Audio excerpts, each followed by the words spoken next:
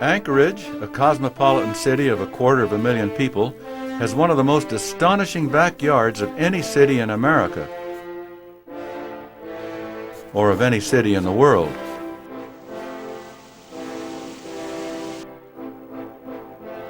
To the benefit of all, this backyard is reserved for all people for all time as the 500,000-acre Chugach State Park.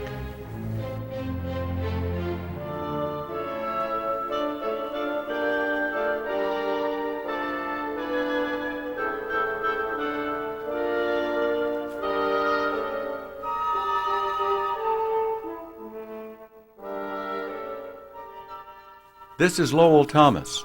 My family and I came to Alaska, to Anchorage, in 1960. We love it here for many reasons, but one of my favorites is this magnificent wilderness, the 500,000-acre Chugach State Park right out Anchorage's back door.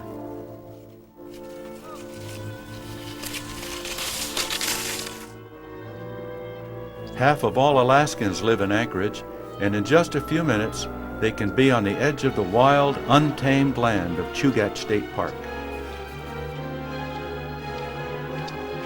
It's home for abundant wildlife: moose, Dall sheep,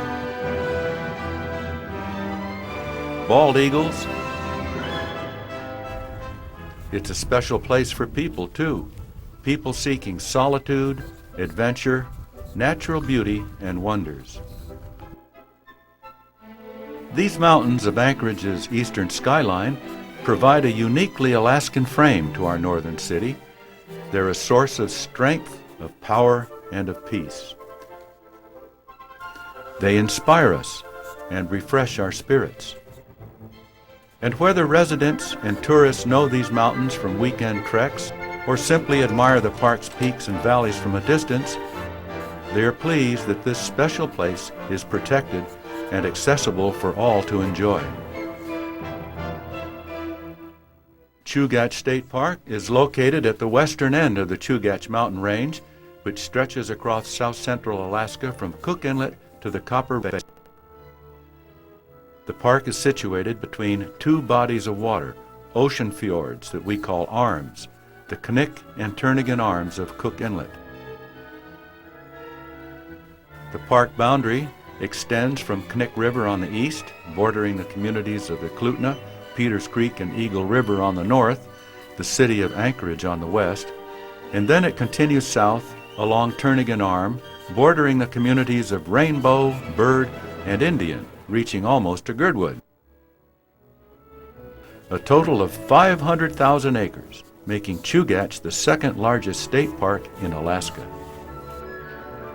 The name Chugach may have derived from the Russian abbreviation of Chugach, the Alutiiq name for Cook Inlet, later applied to the mountains. Indeed, Turnagain Arm has been both a travel corridor and center for an impressive flow of human history. Today, Beluga Point is a favorite stop for travelers and sightseers on the Seward Highway, yet this site had been occupied long before the arrival of European and Russian explorers. Archaeologists have unearthed stone tools used by prehistoric campers 8,000 to 10,000 years ago, and hearths as recent as 600 to 800 years old, where Eskimo hunters built fires for warmth and cooking. They call themselves Dena'ina, meaning the people, Athabascan Indians who have an extensive history in this upper Cook Inlet country. In the days before European contact, there were many small villages along Knik Arm. Today, the village at Eklutna is one of the few active Dena'ina villages in the region. Like the name Eklutna. Now the name actually is Idloitno. That's a native name, meaning the river that flows between two knobs. Each village had their own hunting areas, and that was their hunting areas, and anybody else had to either be invited or ask permission of the leader to come up into the area. And this particular area was the Eklutna village hunting areas. Chief Alex's hunting cabin, built in the early 1920s, still stands at the head of Eklutna Lake. His grandson, Daniel Alex, pays a visit. My father was the last traditional chief. My grandfather, who built the cabin, was also a chief. When I first came here, I came here with my father on a boat. There was no road for cars back then. My father told me stories about hunting, and said that they used to go and hunt sheep, bear, moose, goats, whatever here, and in other tributaries.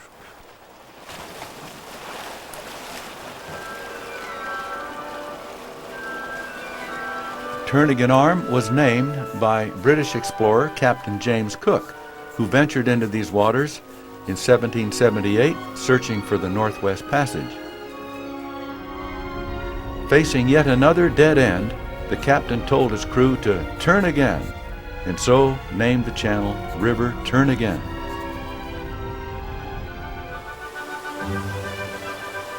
In the late 1800s, Alaska's gold rush brought prospectors to Turnagain Arm in droves, digging and sluicing for gold at every creek. Indian Valley Mine is a testament to the quest for riches and the early settlement of Turnagain Arm. But the amount and quality of the gold found here was not great, and soon people were lured north by new discoveries in the Klondike, Nome, and Iditarod. Now there's a word that's stitched into the fabric of local history. Today, the Iditarod Trail is famous for the annual sled dog race, but in the early 1900s, the Iditarod Trail crossed right through the heart of what's now Chugach State Park. Backpackers know that route as the Crow Pass Trail, a route that was first charted in 1898 as the U.S. Army began explorations of the Alaska Territory. Eventually, the trail was expanded across the interior of Alaska, connecting towns from Seward to Nome. In the winter, dog teams hauled the mail and occasionally supplies over the Chugach Mountains. The Girdwood to Eagle River traverse was steep and avalanche-prone, so an alternate route from Indian Valley to Ship Creek was more often used. Use of the Iditarod Trail began to fade when dog teams gave way to the locomotive. Our popular picnic areas and hiking trails along Turnagain Arm once served construction camps and crude roads during the building of the Alaska Railroad.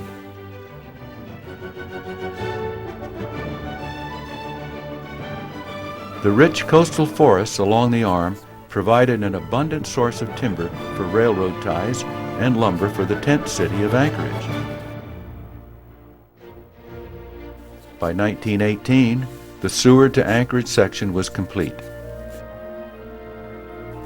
Following this phase of development, many construction camps began to function as maintenance stations, and section houses were built to house the work crews. The Potter Section House was built in 1929. Today, this historic railroad building is the office headquarters of Chugach State Park, as well as an information and visitor center on the park's south side. It's a land of striking diversity.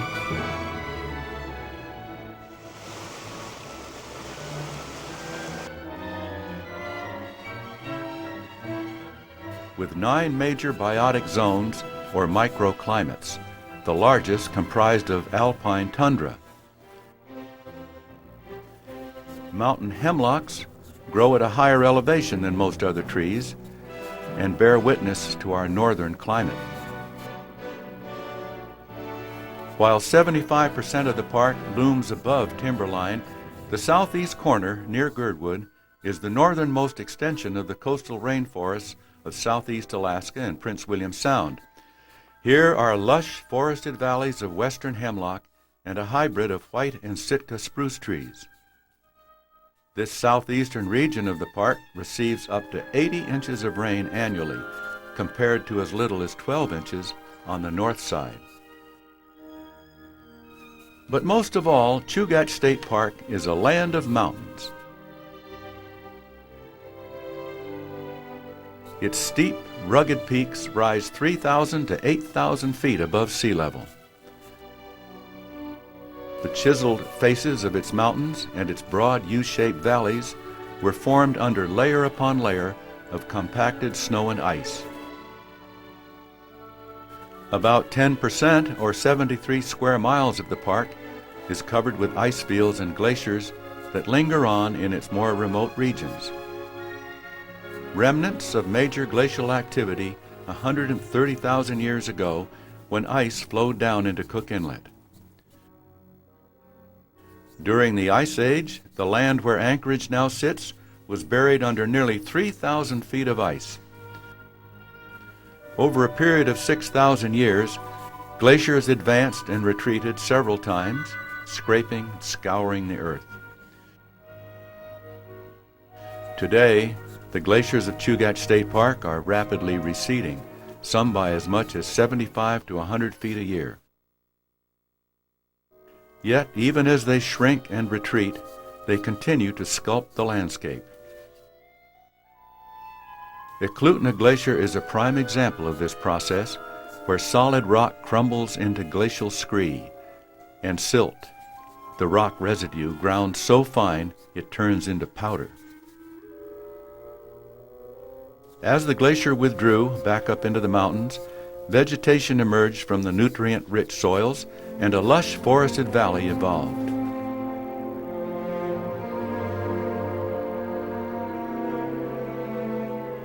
The Eklutna Basin was gouged out by the glacier, and a natural lake was formed, cradled between mountain slopes and moraine deposits.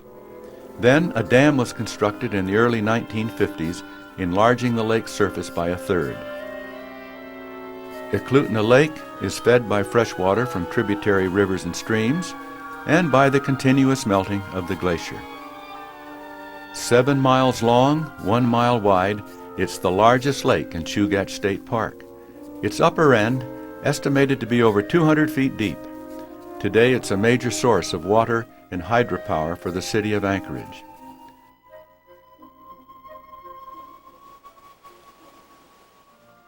One of the more unusual sights in the park are rock glaciers. These are formed by the forces of snow and ice glaciers as rocks are carried down steep mountain slopes and molded into shape by the movement of the ice. Alpine lakes called tarns dot the Chugach landscape, lakes that were formed by glacial depressions filled with melting snow. Glaciers have carved out the 40-mile-long fjord of Turnagain Arm, one of the park's most spectacular regions. And underneath it all, the glacial silt in Turnagain Arm is 1,000 feet deep. At low tide, the mudflats may look solid, but they become like quicksand in a matter of minutes when the tide rushes back in.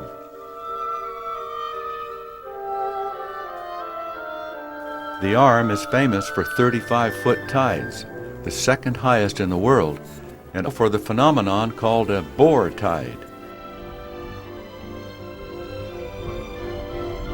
Tidal bores occur when the incoming tide rides in on top of the outgoing tide, creating a moving wall of water as high as 6 feet. And the best time to see a bore tide is during extreme low tides, or about 2 hours after low tide at the port of Anchorage. The shallowness and narrowness of this channel and its slight tilting angle help to funnel those bore tides, which can travel at speeds up to 15 miles an hour. In spring, the south-facing cliffs absorb the warmth of the sun. The snowpack melts sooner, and plants and flowers begin growing much earlier than in Anchorage. There's a healthy population of doll sheep in Chugach State Park. They're frequently sighted grazing along the rocky ledges above the roadway and are quite a showstopper. That's neat.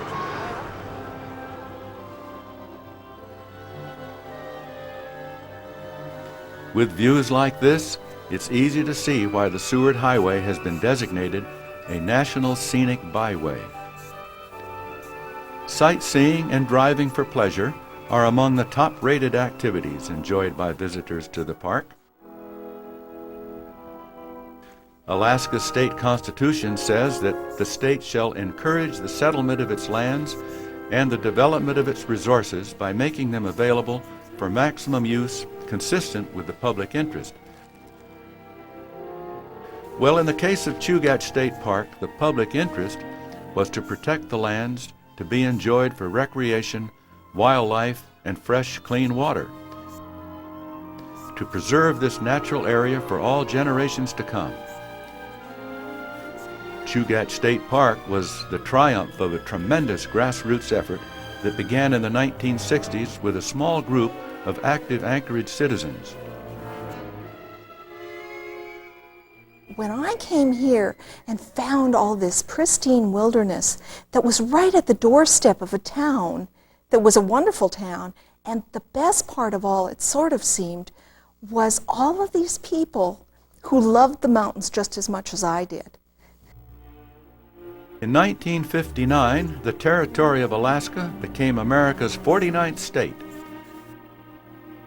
By the late 1960s, the new state had acquired millions of acres of land from the federal government as part of Alaska's more than 100 million acre entitlement under the Statehood Act. This included a large parcel of mountainous land directly east, north, and south of Anchorage. A small group of local residents became concerned over how these new state lands were going to be used, lands that some people were beginning to take a personal interest in. Recreational organizations were forming and introducing people to their wild backyard. The area right above O'Malley, used that for ski classes. We conducted day tours, and it was an ideal area because he was practically in our backyard, and we didn't enter anybody's private property. In 1967, Bill Hauser and the Mountaineering Club of Alaska compiled the first Trails Guide, which led even more people to discover wonderful places in the Chugach. And so the mountains above Anchorage quickly became a recreational haven and a wilderness retreat. Then in 1969, the state announced a timber sale in Indian Creek Valley, a popular place for hiking. Art Davidson remembers. Yeah, I remember we read about it in the paper one morning that they were going to log something like 14 million board feet out of this little Indian valley south of town. And so we just started calling around to each other and say, well, we got to do something about this.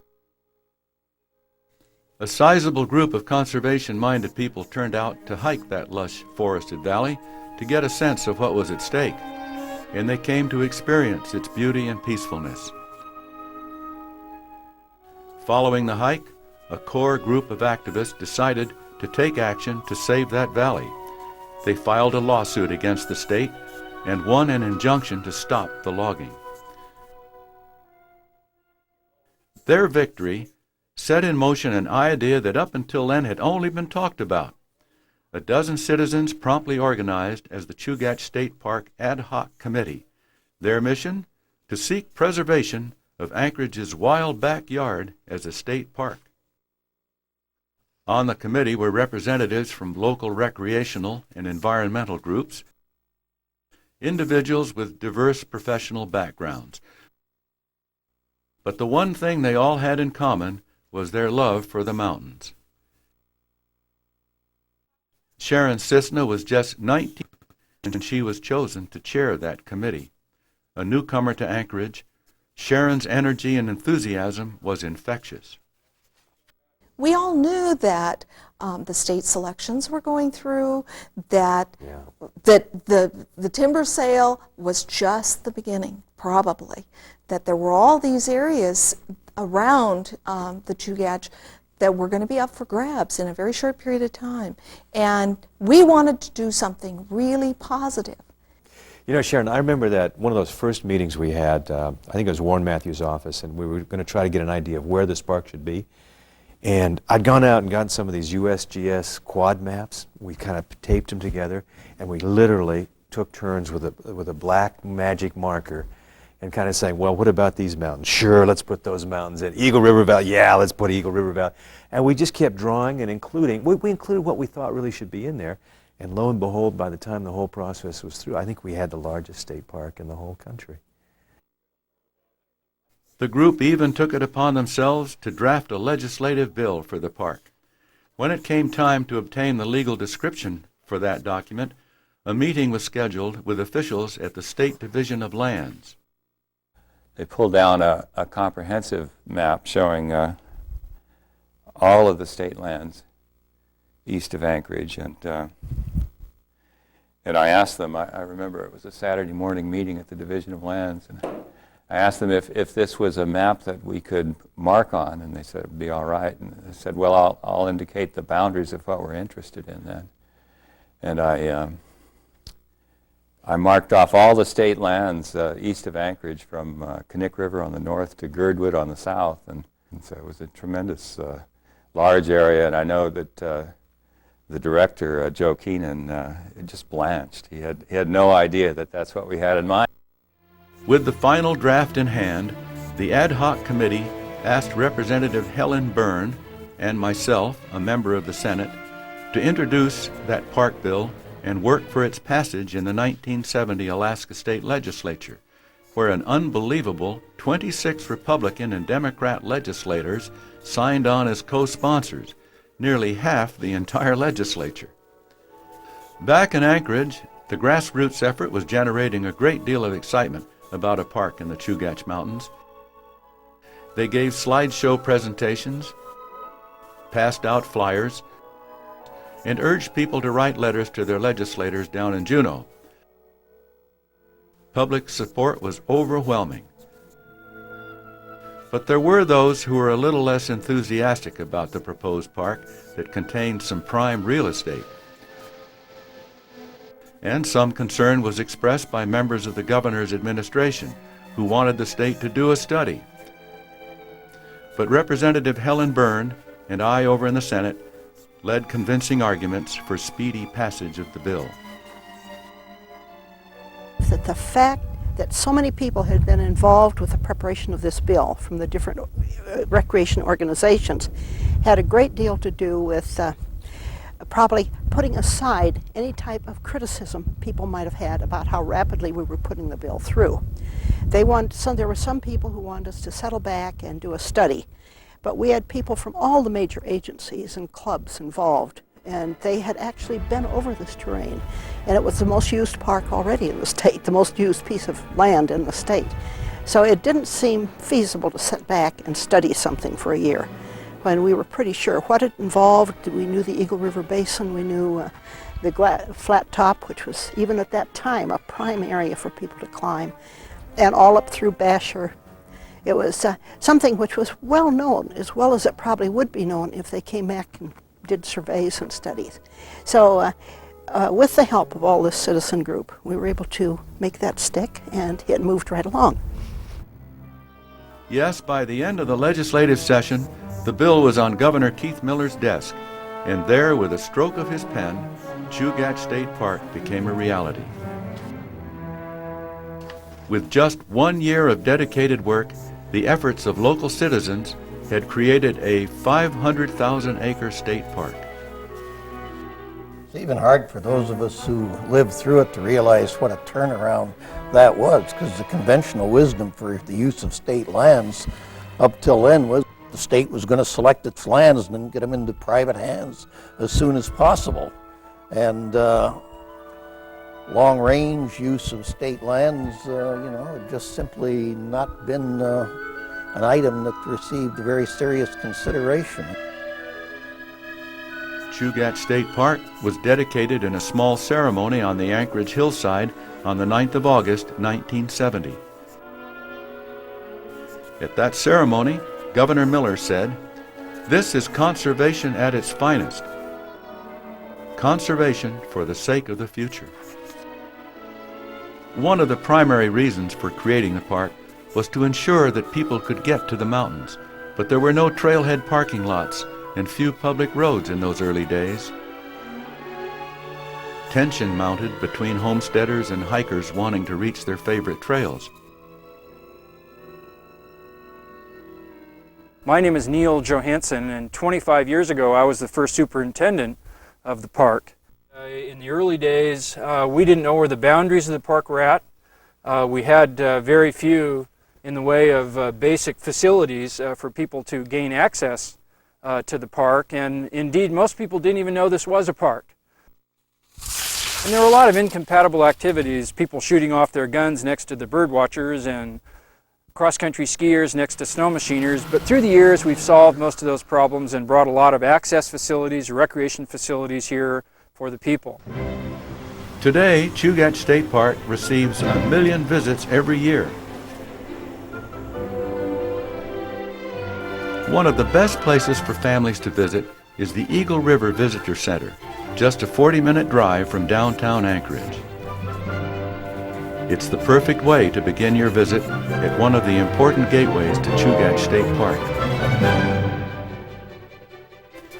Inside, the kids get a hands-on approach to learning about the park's plants and animals. Experts from the community lead naturalist programs on a variety of topics, from wildflowers to wildlife. Mike McDonald's program on bears almost always guarantees a full house. Behind the visitor center, a short hike on the Rodak Nature Trail is just the ticket. Interpretive panels along the trail help explain the park's natural wonders. Eagle River Valley is important habitat for some of the largest mammals in the park. And Eagle River itself is the park's only navigable river. Its upper portion offers a gentle, easy-paced 4 to 5 hour float trip and many opportunities for viewing wildlife. While the lower part of the river, with scattered boulders and whitewater rapids, should only be attempted by experienced boaters. During summer, our endless hours of daylight prompt people to spend more time in the out-of-doors. Alaskans pursue outdoor recreation at twice the national average. Hiking, camping, fishing, bicycling with family and friends. It's all easy to understand with such abundant opportunities so close at hand. A network of trail systems offers an escape from the city. The park's 3 campgrounds at Bird Creek, Eagle River, and Eklutna Lake are fun getaways on the outskirts of town. Volunteer campground hosts like Finn and Joan Winstead greet visitors, provide information, and help people enjoy their stay in a park campground. And we'd like to give you one of our state passes. Thank you very much. You can put it on the car or put it on your shirt. Finn's got it on his hat. Yeah, put it on the cap. Hey, there you go. But above all, people are drawn to the mountains. One mountain in particular, Flat Top, is the most climbed peak in all of Alaska. From the Glen Alps parking lot above Anchorage, thousands each year make the challenging trek to the 3,550-foot summit. From a distance, it looks like an easy climb. Although Flat Top is small compared to its neighbors, it's a steep and highly challenging trek the year around. Park rangers caution hikers to be well prepared, to dress wisely and warmly, and always to wear sturdy hiking boots. The weather can change suddenly in the Chugach Mountains. At any time of year, one must always be prepared for wind, rain, and even snow. Winter returns at higher elevations early in September. Alaskans refer to this end of summer sign as termination dusk. Like the changing seasons, the willow ptarmigan also changes color. Eventually, their plumage will become completely white for camouflage in their winter environment. As the days grow shorter and our daylight dwindles down, Chugach State Park helps residents beat cabin fever.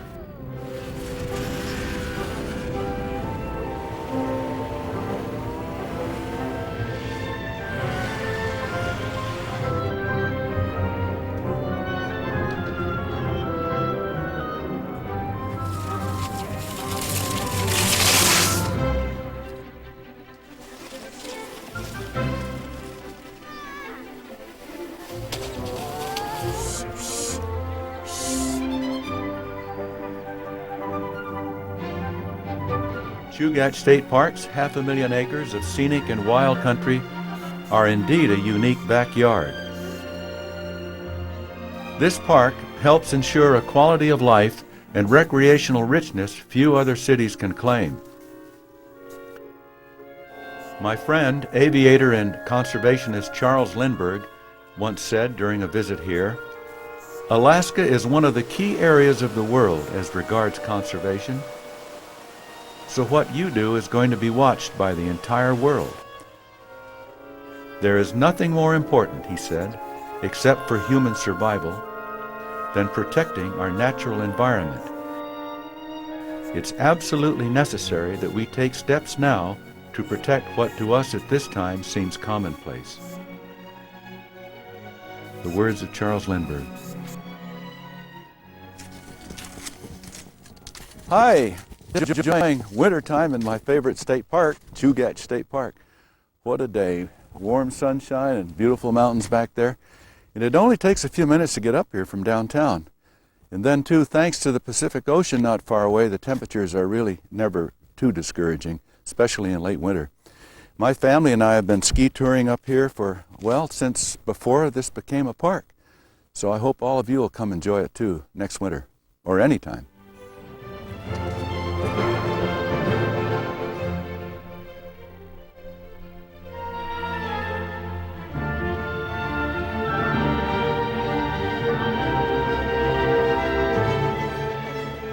I think they thought that the conception would be maybe a few almost neighborhood-like parks in some of the near watershed, but we weren't small in our request, and it's still amazing to me that it really happened.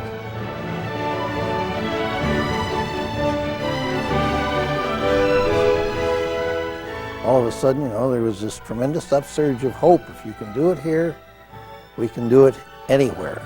And people not only in Anchorage, but in Homer and Dillingham and lots of other places, you know, started thinking bigger as a result of that effort.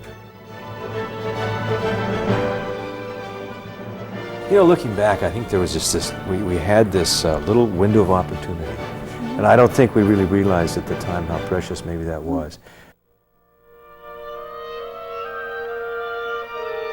I've always viewed the creation of Chugach State Park as one of the most significant actions that the Alaska Legislature has taken